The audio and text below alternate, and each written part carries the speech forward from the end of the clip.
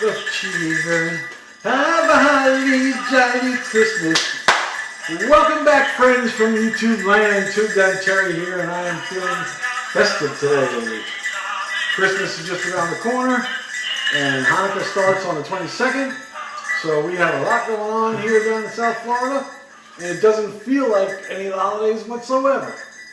And I forgot to take my glasses off, so we're going to have to do this take one more time. Welcome, friends from YouTube land. This is TwoGunTerry, and welcome to TwoGunTerry and Friends.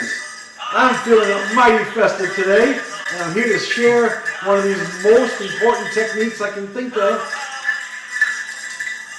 Welcome back, friends from YouTube land. Chippy and I.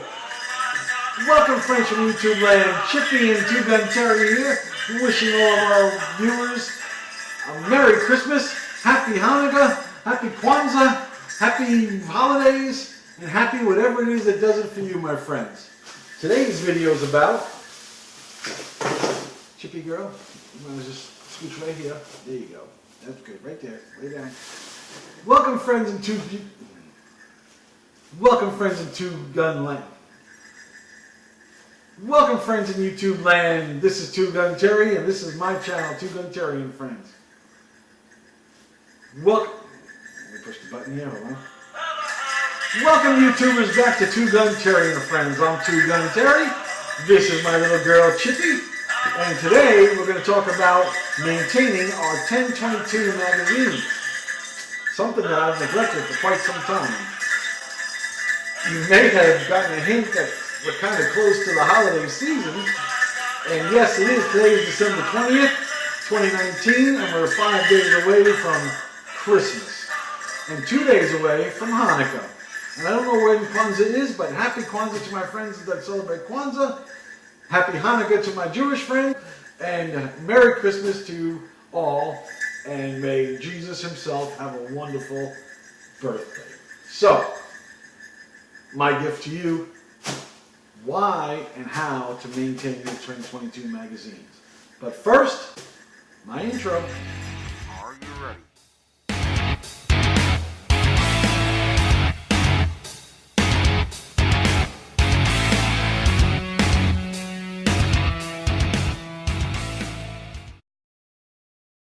Magazine maintenance. Not the most exciting topic when it comes to competition shooting.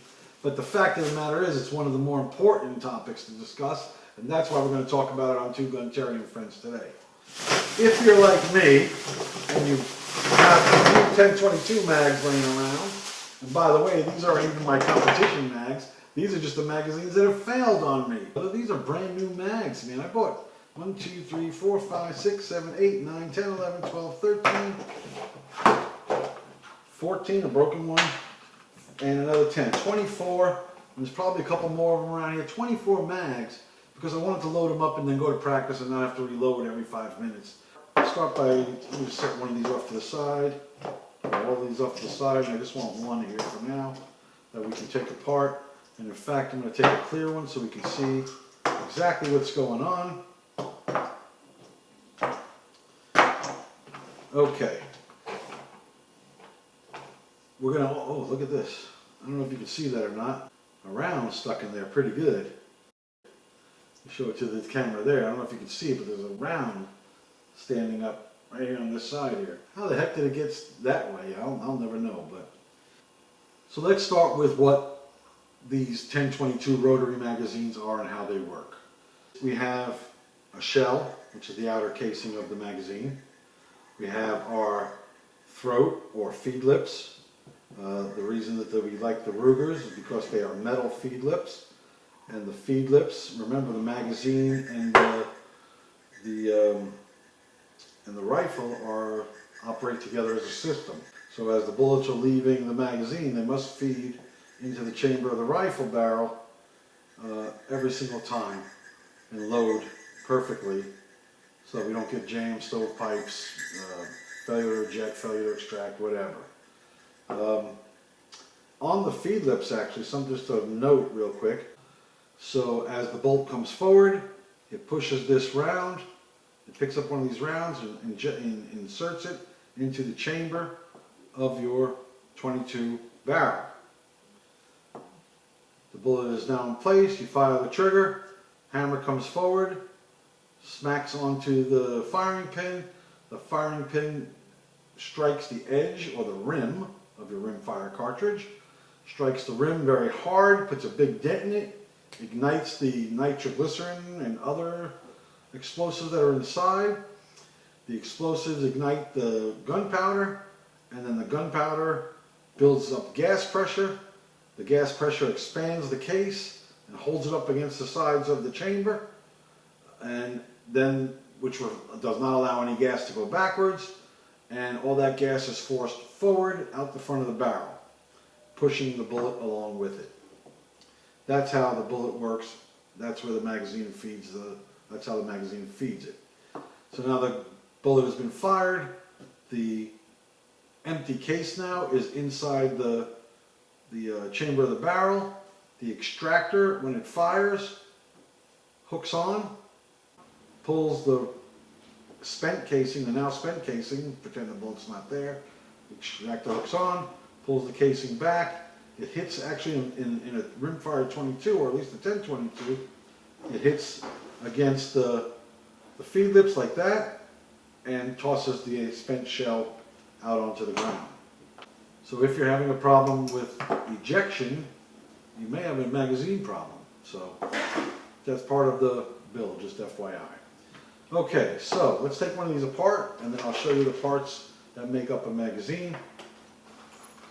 This is a handy little kit right here. From Tandem Cross sells it. I don't know, $15, $20, something like that, maybe $20. And it comes in a little case. And what it includes, just a few parts. Now, forgive me, I've already put some things in here. But it comes with an Allen wrench.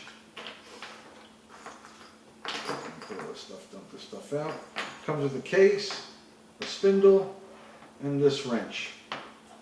This is what you get from Tandem Cross. These are the pieces right here. And I'll show you how to use all these in just a few minutes. So it's just 3 pieces in a little bag. I think it's $20. But you'll find that this is extraordinarily valuable to you when you're trying to maintain your magazines. And I will set that off to the side. Now I have a magazine that I've already disassembled because it's broken actually. So I'll show you what I have here. These are the parts. Let me see here. So that goes inside, this goes through.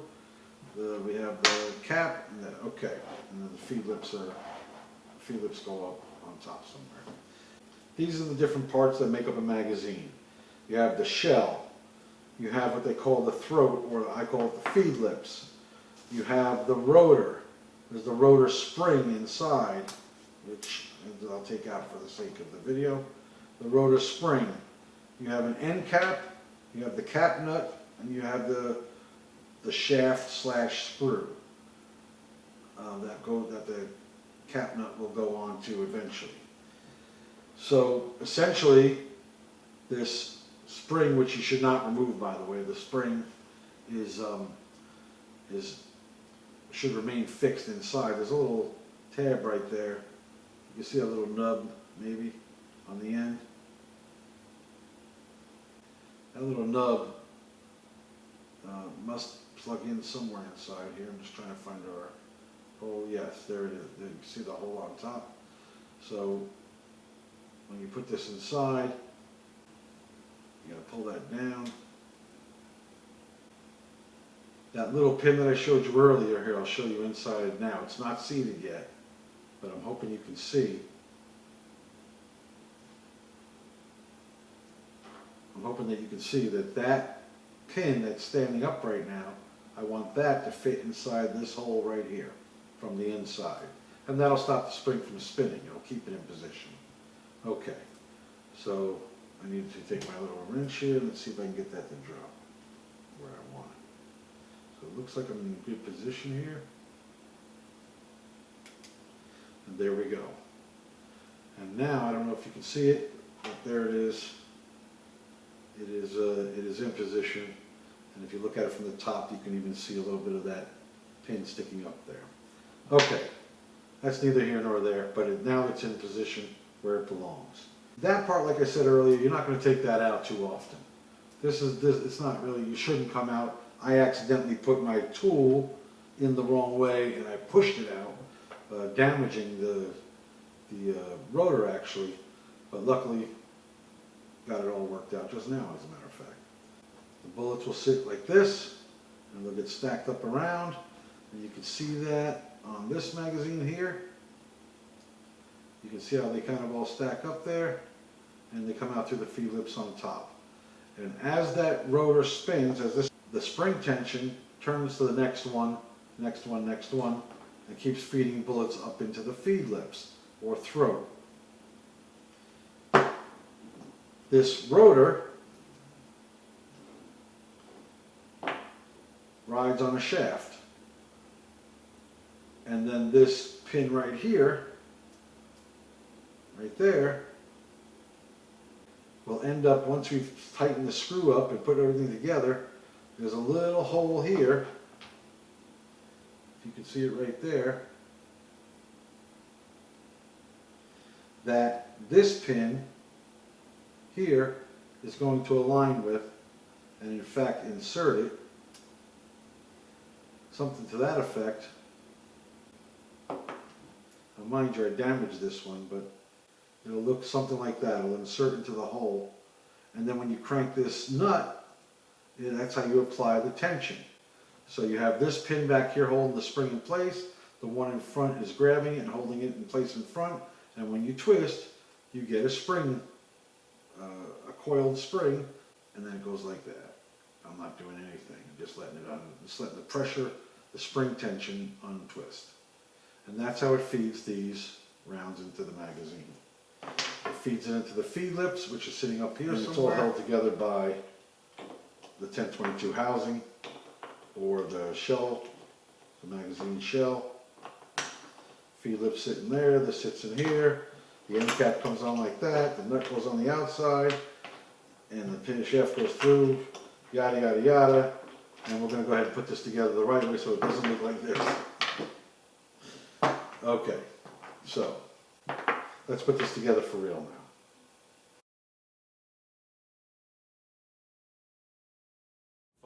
So that's all I have for now. Thank you for stopping by, and remember to like, subscribe, and do what? Don't forget to comment, like, and subscribe. Thank you. Are you ready?